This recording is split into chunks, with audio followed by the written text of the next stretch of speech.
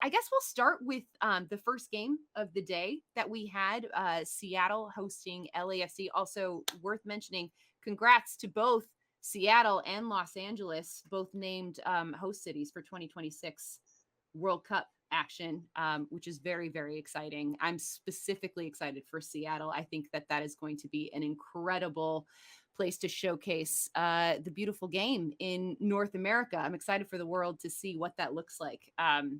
So that's very cool. So we got a little sampler of that. So Seattle they actually had played on earlier this week. I believe they played Hmm. on Tuesday. They beat Vancouver 4-0.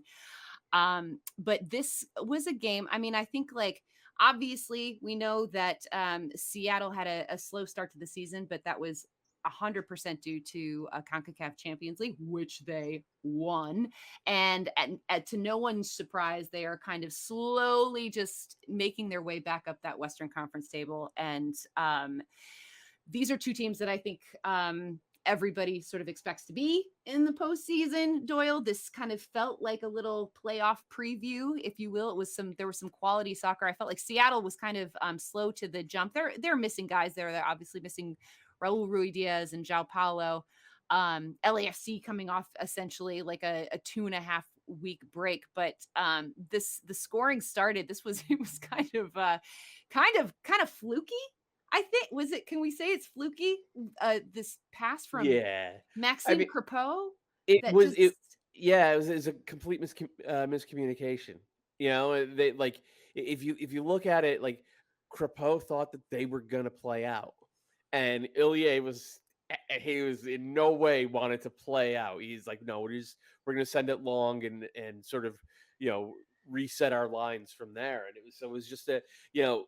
It, I was surprised to see it because these two guys are veterans. But the thing with this LAFC team, like like Crapeau is new to this team, and Ilya is new to this team. Like these guys only have about a dozen games together in their entire lives. So I, I'm not saying I give him a mulligan, but like this is an understandable mistake as far as I'm concerned, especially playing on the road at Seattle, which we all know.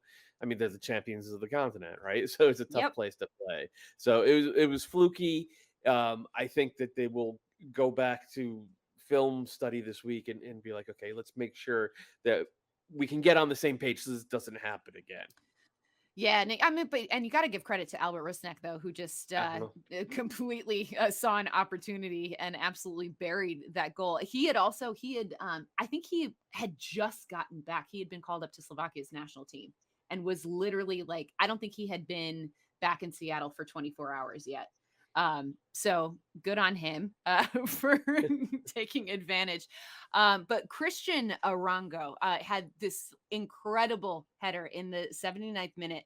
And I believe the assist came from Danny Trejo, who was making his debut. He was a first round pick in the MLS Super Draft in 2021, who's been playing with the Las Vegas Lights, but they signed him to this short term loan, which essentially means like he plays one game for them. But he had this nice little header flick, and I mean, Arango has been he's just been sensational. 18 goals in 32 games for him. And Steph Fry, who had an exceptional game, Doyle, he had made some big saves this one. There's just nothing he could do about it. But Arango he's been so special for LAFC.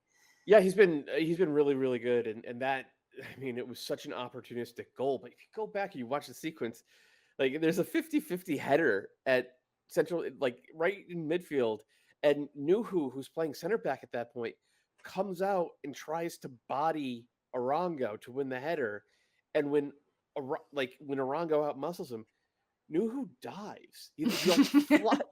He flops, right? And he's a center back. And because he flops, and of course it wasn't called because it was such an obvious flop, he gets up and he never gets back on the right side of Arango. So here he is, like letting the opposing team's top goal scorer, center forward, get sort of like a free run. And you play stupid games, you win stupid prizes, I guess. And as for the header itself, you're right. It was exceptional, and it like that was just like that was a goal scorer's goal, man. Because Yeah. Stephen Fry was in a zone all day. It felt like nothing was going to get by him, like nothing Mm-hmm. normal was going to get past him, and so like you know, Chicho Arango just conjured up the abnormal with that finish. It was spectacular. Yeah, it was pretty awesome. Pretty awesome. And I think one of the big sort of like I feel like there's this cloud though over LAFC right now, Doyle, because of the Carlos Vela contract situation, Hmm. which is, I mean, basically his contract is up like on June 26th. Right. And apparently the team is saying that like it's all done and dusted, like all it needs to do is sign, but then there's still like it's still not done. It's still not done. And then he came out and said, well, this is like, it's business. It's business. And so it felt, I mean, he came on as a sub in this game, but it just kind of feels like there's some big question marks around that. How much do you think that's kind of weighing on this LAFC team right now? It's got to be weighing on them quite a bit because Carlos Vela is their most expensive player. He is supposed to be their best player as well, but like he's had some really good games this year. He's had more games where he just kind of hasn't showed up. Yeah. Um, and at his age, with his injury history, I mean, he missed most of the past 2 years. Um, it look, I wouldn't be surprised if LAFC were thinking twice about bringing him back as a full DP. Hmm. If they can use that spot on someone who's younger, who's maybe a little more fit. I, like you have to think about that. It's a tough business. It's a tough decision because Carlos Vela has meant a ton to that club. But like you have to be ruthless in these types of moments. And um, I don't know, man. Like Carlos Vela hasn't been that guy from 2019 since 2019. Yeah. Which is just kind of crazy. And it just seems there's like a level of complacency, I think, that I've seen from him where it's just, and it's to your point, like I don't know if Steve Trundle was like looking at this team and be like, well, we need this guy, because he hasn't been the guy for them this season. And Right. they're still at the top of the Western Conference Right. standings.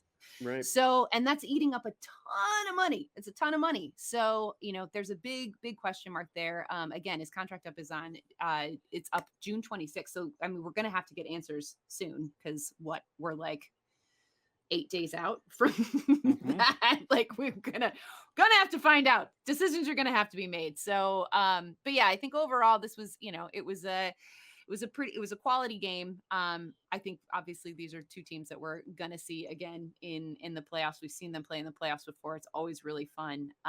So this was one of the more entertaining games of the day. Let's keep it out west, Doyle. Let's talk about the LA Galaxy hosting Portland. The Galaxy were in fifth place, Portland in 11th, heading into this one. And the Portland in very typical Portland fashion, score in the 38th minute on that quick, like it was such a quick counterattack, Yeah. just down that left hand side. And Jimmy Chara just a incredible first touch. Great. It's so fast. The nice assist from Blanco. Sue's So my favorite part of this goal was if you go back and you watch the whole clip from back to front, there's a moment where Jimmy Chara is actually like behind the ball in central midfield. Like the whole play is happening and he's running the play down and like he just goes past Ryan Raveloson. And you could see Raveloson like looking at Chara, like blurring past him, thinking like, "Oh man, should I just wipe this guy out and take the yellow card? Do you think it's worth taking? Nah, I'm not gonna take the yellow card. There's no way he's getting it." And then like 4 seconds later, he's on the ball in the 18, putting the ball in the back of the net. So that was as Portland Timbers a counterattack as you will ever see. Like that is them to a T. Quintessential Yeah. Portland Timbers. And then I mean the Galaxy, Doyle, they had so many chances in this one. Like I felt like they could have scored at least like 4 or 5 goals in this one, and they had about, I don't know, 15 corners that they took. Like it was crazy. But it wasn't until Dejan Joveljic equalizes like in the dying breath of this game with another glorious header from this guy. But this is his fourth goal of the season. He's on incredible form. He had a couple goals before the international break, a brace against Austin. He had scored against LAFC in the US Open Cup. I mean, what did you make of the way the Galaxy kind of missed some pretty clear chances in this one? Yeah, I mean that's been them all year. They are just creating a ton, and it's been well documented that their wingers aren't giving them anything in terms of finishing. But Chicharito, for as spectacular as his movement is, and as great as he was to start the season, like he was the main culprit today. And it's Yeah. not just like he had a open look from 3 yards out that he managed to put. I think he put it out for a throw in, like he.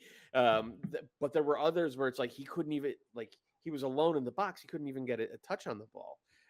So that's just frustration. But I think the bigger takeaway for the Galaxy, and it's something that Greg Vanney talked about after the match, and something I've written about like 4 times already this year, is that like sooner or later you have to say, all right, I really want to play a 4-2-3-1, but we're clearly a much better team when we have Ye- both Chicharito and Joveljic out there at the same time. Yeah, Dunny said it on the broadcast. It was like, at what point does Greg Vanney just kind of say, okay, like this is when we're the best? But then he made the point, and I think it's a good one. He was like, but then you look at that bench, you look at their depth for subs, and you're kind of like, huh, like Yeah. where does that come from all of a sudden? So that's where the weakness comes in for me. I mean, for you, is that like is putting them both out there kind of worth that risk for Greg Vanney? Yes, 100%. Yeah. Like I play your play your best cards first, and right now the best cards for the Galaxy are playing these two guys together. And Vanny actually talked about it after the game. I'm going to give you some quotes, and this is what he's saying about playing with two forwards. They played it in a 4-4-2, but then switched to a 3-5-2. He said, "I felt we lacked sort of the central midfield overload, and we weren't winning the midfield in the 4-4-2, which is something that I'm concerned about when we play with two forwards." And then he said, switching to the 3-5-2 for about the final 15 minutes Mm. helped a bit with that. And there's a trade-off when you play with two forwards. What do you lose? What do you gain from something like that? For us, this was maybe a little bit of a sample of what that might look like. Mm-hmm. So I like the 3-5-2 is just such an obvious solution for this team. First of all, to get the two forwards out there. Second of all, because their wingers stink. So like just stop starting them every week. And the third thing is that like they're getting a ton of their attack, a ton of their playmaking from Julian Araujo at right back and Raheem Edwards at left back. Well, if you play them as wing backs, they have a little bit more support behind them, right? Mm-hmm. So they don't, when they go forward and when they stay in the final third, they don't become defensive or not as much of a defensive liability. That's one. And two is like they're just more naturally a part of the attack if you have them as wing backs rather than overlapping fullbacks. So I just think everything about how this Galaxy team is set up looks to me like a team that should be playing in a 3-5-2. And I think for the final 15 minutes, they were all over them. Mm-hmm. This should have been a 2-1 or 3-2 win. And we'll see if Greg Vanney takes it to heart. And remember, when he was coach in Toronto, they were primarily either a 4-4-2 diamond team or a 3-5-2 team. So he knows very well how to win out of these formations. And I would be surprised if by the end of July the 3-5-2 was in the default formation for this Galaxy side. Uh-huh. Uh-huh. How frustrated are you if you're Dejan Joveljic? Are you like, what do I got to do? What do I got to do to Yeah, get I get mean, more minutes here? I'd be pretty frustrated if I was him because I understand Vanny has defensive concerns, and like that is one of the reasons why two center or two forward setups have, I don't want to say disappeared, but become sort of like specialist formations on the world stage because you just don't get as much, width in terms of your defensive field coverage. A front Mm-hmm. three allows you to cut down passing angles better, but uh, like at some point you have to say it doesn't matter if we're cutting down passing angles with our defense if none of the guys who are doing it can put the ball in the back of the net. Like, let's get Joveljic and Chicharito out there, and we'll figure out the defense behind them. I want to see it. I want to see it. What about how are you feeling about Portland right now? Because like I said, they're 11th heading into this. I feel like this is just a team that they've underachieved for me. I think I had them as a playoff team, but what's been their sort of Achilles heel for you? I mean, they're just not particularly good at anything. Yeah. They're actually like maybe a little bit better defensively than they were last year, but not by much. And they're significantly worse in attack. And that's, I mean, that comes down to just Sebastian Blanco, um, being kind of a shell of his former self. Like Yeah. he really hasn't recovered from that knee injury. And then yet on top of it, Felipe Mora, he only made his return today. He got a cameo in the second half. Yaroslav Nizgoda has been very poor this year. Dyron Espria I mean, he carried the attack at times last year. He's been kind of invisible this year. So it's like you check off one thing after another. It's like, ooh, that's not so great. But like we know it's MLS. They're only 4 points back of the playoffs. It's They're true. if they get hot, like they can turn this around literally in the span of a week. Oh man. Well, we'll see about that. My preseason predictions are just an Not absolute looking great, disaster huh? right now. Yeah. I don't even want to look at them. Let's talk about Montreal and Austin. So this one was interesting because Austin actually went down to 10 men after two yellow cards from Danny Pereira. But they still managed to get the 3 points on the road. Maxi Arudi on the counter. And just like it was a really nice goal. Yeah, it's a Great beautiful first touch, goal. good finish. Absolutely beautiful I think goal. he's got 5 goals on this season, and Austin are in second place. Doyle, are they for real? Are you a believer in Well, Austin?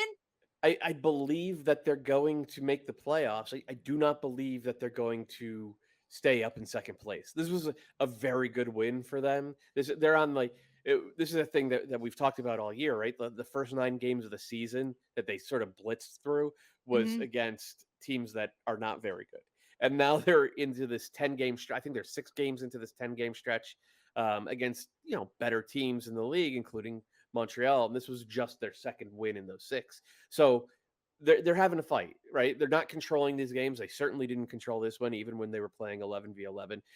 But they showed a level of grittiness, a level of defensive solidity, and then some skill and opportunism on the break. And if you could do that on the road every now and again, and you hold serve at home, and you beat the teams that you should beat, then you go to the playoffs, and like that's been the story of Austin's season so far. Um, and this game in particular, like I wasn't entirely sure that they had it in them, Hmm. um, but they did. And then you think back, 6 weeks ago, this is exactly how they got that win against LAFC. It was very very similar to that. It's like, okay, a team that can go on the road and do that has more to them, than just beating up on the sort of the weaker teams in the league. Yeah, and as for Montreal, I know this was a team that was riding high, maybe about just even a month ago, cooled off a bit. Obviously, we're coming off an international break. It's always, you're gonna have to sort of get back into the swing of things. They've got some injuries. What's your thoughts on Montreal and kind of where they're at right now? Yeah, this was a tough one, right? Like, I think there were probably a lot of angry folks in that locker room afterwards Yeah. because they gave up a result in this one, um, that they should not have. Uh, and I'm not going to say, like, oh, you should be, panicking or super worried about that if you're a Montreal fan. But they don't the past couple of outings, they have not looked anywhere near as good as they did for about remember that month after they were eliminated from CCL? They were Yep. just so On dynamic. fire. Yeah. Yeah, so, uh, I think there's, some justifiable concern, especially within the picture of, like, there was no Georgi Mihailovic today, Yeah. and if this game showed anything, it's that there's really no replacing Georgi Mihailovic from within for this team. If they end up selling him, and I think that's a decent bet. they're going to go out. They're going to have to go out and spend big on a DP to try to replicate what he's brought for them. And look, we've been covering this league a long time, Suze. We all know that just signing a DP, that's no guarantee. That's Nope. no guarantee at all. We've seen a lot of these guys. I'm watching Frank O'Hara right now, so let me tell you, not every expensive DP works out. So like if there's a concern, I think more than the loss, it's maybe that looming transfer. And so if you're a Montreal fan, just keep your fingers crossed that that doesn't come until the winter. Oh man. Have you heard rumors like of specific teams sniffing around I Georgie? I haven't heard any like specific teams. I do know there's interest. I don't. Yeah. I haven't heard anything about. I haven't heard anything about a specific bid or anything like that. I mean, look, Tommy Scoops is listening, right? I So know. if He's on Tommy's it. I'm heard sure he something, is. he'll come on now. No. I need to know. I've already, my heart's been broken once before when he left Chicago, and now it's just repeat. Even though I want this for Georgie, I want him to spread his wings and fly and do his thing over in Europe. That's wonderful, but yeah, it still stings a little. Oh, how about Philadelphia Cincinnati? Okay, this is another 1-1 draw, by the way. I feel like there were a lot of 1-1 draws tonight. Mm, But this was a pretty this was a fun one to watch. A fun 1-1 draw to watch. We had a beautiful goal from Ali Bedoya in the 17th minute. And then Brandon Vasquez in the 39th minute just basically like sacrificed his entire body and his head um to put one in for the equalizer. It was his eighth goal of the season. And this just felt like a very big point on the road for Cincinnati against a very, very good Philadelphia team. Lucho Acosta is, he's not terribly fit. I don't know how long he played, but this was it just feels like this is we're kind of seeing the emergence of Cincinnati. I believe that they are fully out of those like wooden spoon doldrums, Doyle. oh How yeah. what are your thoughts? Oh yeah. There's no chance this is a wooden spoon team. This is a playoff team. Yeah. Um, and uh, Vasquez is probably the biggest part of it right now. Like just in this game, um, yeah, I put out clips on my Twitter handle, and it wasn't even the goal; it was his hold up play. Like Cincinnati, like had no way to get into the final third unless Brandon Vasquez was on the ball. Whether it's Mhm. dropping into midfield, sort of in the way that like Jesus Ferreira does to be like a link man and like an ad hoc playmaker, or like running over the top to stretch the line and be a target over the top, or like just posting up a center back, which he had to do time and time again. And this is like Jakob Glesnes and Jack Elliott, arguably the best center defensive duo in the league. And Vasquez was just posting them up, keeping them on his back, and holding the ball up, and then bringing the rest of the team forward. It was just a monster performance from him. So he's a huge part of it. The midfield is so much better than it was last year, and then like just having a couple of pretty good keepers. Like it is hard to put into words just how bad FC Cincinnati's goalkeepers were before this season. Like it was literally the worst position on the field for any team in the league was goalkeeper for this team. So just upgrading to in Roman Solentano's having a nice rookie season. I think he's maybe a little above average, and Alec Khan was pretty decent before he got hurt. So like checking all those boxes together, like yeah, they are so far from wooden spoon territory, and then that's how they're able to go to a good team Mhm. like Philadelphia and go toe to toe and come out with a point. Like this was not a fluke result. Even as Philly were the better team over the final half hour, but like this was not a fluky result at all. So this is Cincy is a playoff team for you. I think so. Yeah, For yeah. I wow. mean, I think they're still probably a little more susceptible to injuries than maybe a couple of the other teams that I think will be in the hunt, just because that roster was not well put together before Chris Albright got there, and I think he's done a good job of trying to cobble something respectable together since then. So if we saw it tonight without Lucho Acosta because he was in health and safety protocols, and I'm guessing he wasn't quite 100% fit. He only came on for a 15-minute cameo at the end. Um, they were really struggling to turn a lot of their good moments in possession into uh, good chances.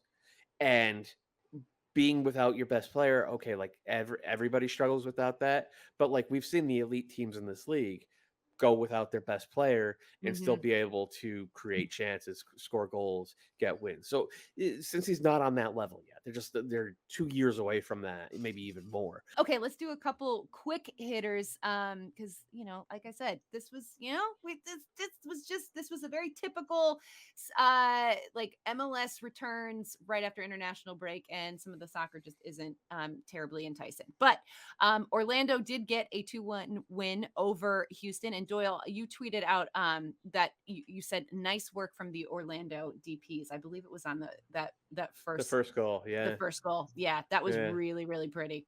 yeah. I mean, and that's something that they needed. Um, the first 10 games of the season, it didn't look like Pereira, Facundo Torres, and Erkan Kara, especially, who's been very slow, I think, adjusting to MLS. Mm-hmm. Um, those guys just couldn't get on the same page. They Yeah, weren't, it's not like there was like bad body language or anything. It's just like they just couldn't quite figure how they want to play together. They couldn't figure that out.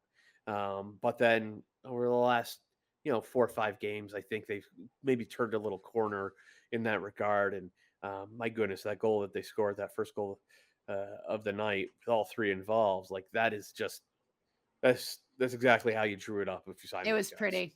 It Yep. was pretty. It was real pretty. I have to get so Chicago played DC at Soldier Field, and Matt Doyle, guess what? Chicago picked up their first win since March 19th, which just like I was like, oh, that was a long time ago. It's a That was very a long time ago. long time ago. I was looking at their form guide and I was like, oh my Lord. Yeah. So maybe this is something to build on. It was a nice little header from Fabian Herbers in the 78th minute to give them the win. We'll see. We'll see if Chicago can crawl out of that basement, but I had to give them some love because I am sitting here in the Chicago suburbs, and I was just happy to see them get the dub. We had Vancouver hosting Dallas. I believe that game is still going on. Correct? I Hmm. think we're like in the dying minutes of this, but Vancouver, Doyle, with a 2-0 lead over Dallas. Yeah. And Let's Vancouver's go. actually, they've kind of had Dallas's number. I think in the last like 4 or 5 games, unbeaten against Dallas. But the big news in this one for Vancouver is the Paraguayan international D mid, Andres Cubas. This is his first start. Hmm. Um, and on the road against a very good team, he's been superb. He's going to elevate this Vancouver team. I'm not sure he fixes everything all at once. This is like I still don't know how they create chances in possession. In this game it was a set piece and sort of a transition moment, but just in terms of solidifying that midfield, Kubas I think is a very very good get for this team. All right. So it's looking like Vancouver going to collect all 3 points on the road against Dallas. I have to read this tweet that we got, which I thought was hysterical. Trevor Brady tweeted at us. He said, tonight's RSL match is the hashtag MLS After Dark match. And if you believe in that sort of thing, expect shenanigans. I will be honest, I have not watched a minute of this match because I was preparing for this show. But RSL currently up 1-0 against San Jose, and I believe they're in the 67th minute right now. So I don't know if it's living up to the MLS After Dark billing. Doyle, haven't really watched it. Have you seen anything crazy? Yeah, it hasn't been. It has not lived up to the MLS After Dark billing Ah, at all. It was it's a goal off a set piece for RSL, and other than that, it's been kind of like tight and scrappy. It's like every game this weekend has been like sort of tight and scrappy. oh my Yeah, God. I mean, if you can't count on RSL versus San Jose to I produce know, right? insanity, what's even the point anymore? My God. Right? Exactly. I mean, Trevor was 100% correct in that assessment, but it's just not living up to the billing at this point. Tomorrow, everybody, we've got some big games coming up. We have Atlanta hosting Miami. That game at 3 p.m. Eastern on ESPN2. We have New England taking on Minnesota, NYCFC against Colorado. Both of those games kicking off at 5 p.m. Eastern, and then we wrap up the weekend with Nashville hosting Sporting Kansas City. That game at 6 p.m. Eastern on FS1